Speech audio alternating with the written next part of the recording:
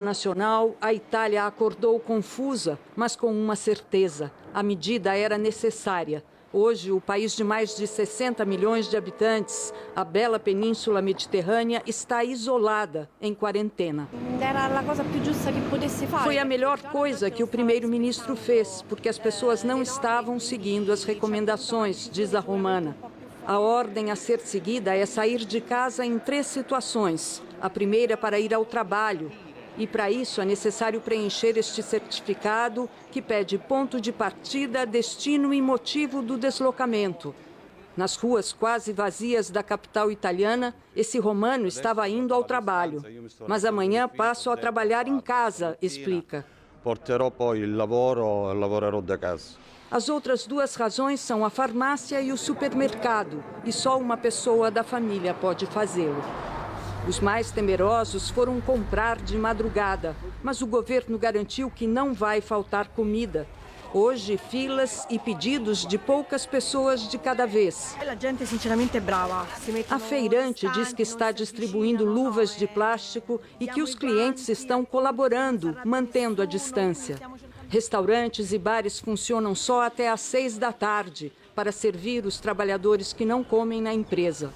O governo promete rigor no controle. O país possui mais de 300 mil policiais e 3 mil soldados para a operação de rua. As aglomerações estão proibidas. O mais difícil é afastar da Fontana di Trevi os turistas que ainda estão na cidade. A assistência às pessoas com mobilidade reduzida tem que ser garantida. Os pais separados devem adiar a guarda compartilhada. Os almoços de domingo em família e festas de aniversário são fortemente desaconselhados. Viagens só por motivos excepcionais. O transporte público continua funcionando, mas a Lombardia pensa em suspender os ônibus e fechar também os escritórios. Cláudio Cancelli é prefeito de Nembro, um município da província de Bérgamo com o maior número de casos. Ele mesmo pegou a doença de forma leve e está em isolamento em casa. Diz que passou 3 dias com febre e depois melhorou.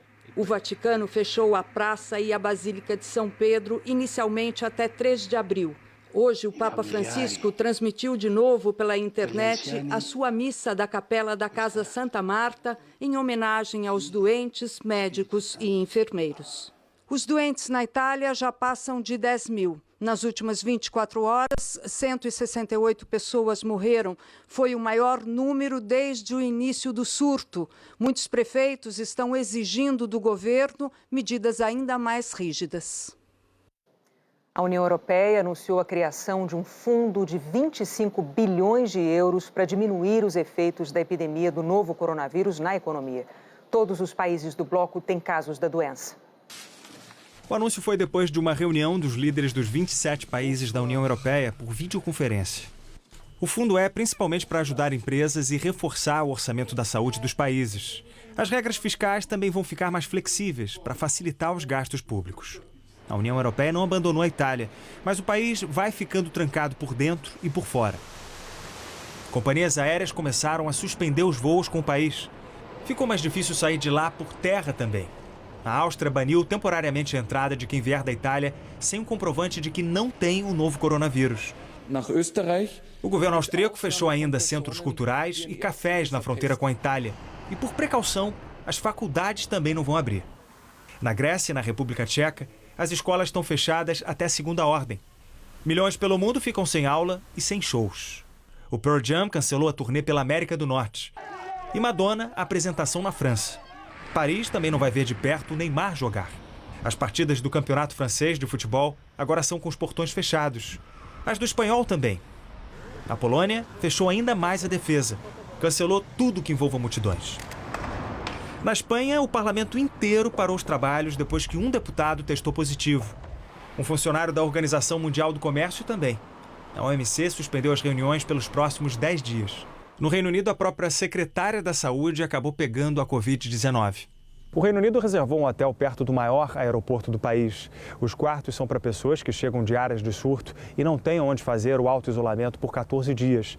O governo britânico alertou que o país deve ver milhares de casos do novo coronavírus nas próximas semanas. Na China, a tendência é a oposta.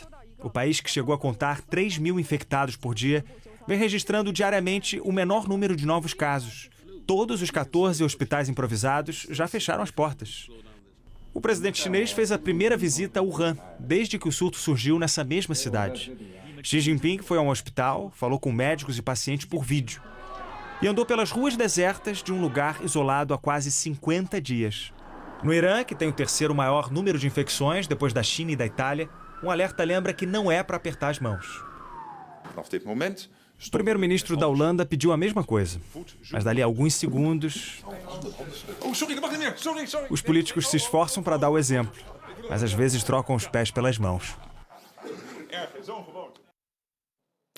Aqui na América do Sul, o governo do Paraguai suspendeu por 15 dias as aulas nas escolas e nas universidades e todos os eventos públicos e privados com aglomerações de pessoas, como jogos de futebol, shows, cinemas e missas. O país tem 2 casos confirmados da doença. No Brasil, subiu para 34 o número de casos